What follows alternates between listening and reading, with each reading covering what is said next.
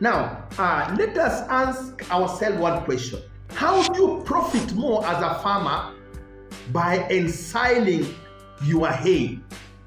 How do you profit more by ensiling your napier grass? How do you profit more by ensiling every dairy meal or maize germ that gets into your farm? First of all, when you ensile, you minimize attack from aflatoxins and other mycotoxins.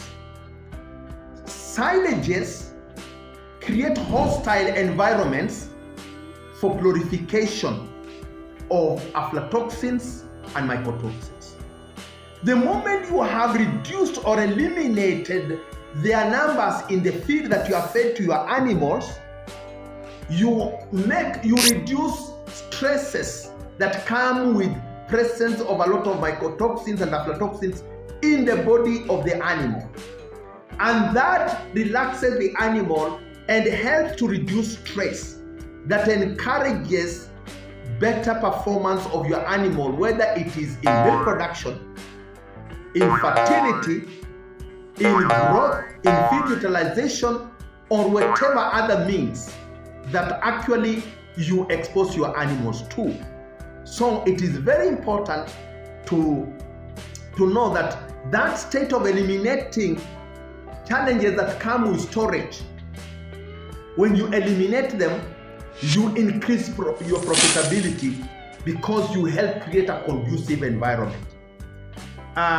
Again, we have seen that ensiling increases or enhances feed utilization. We have said that when you ensile, you realize more from every morsel. You realize better utilization from every ingestion that an animal takes in. And when you realize more, it will translate into profitability.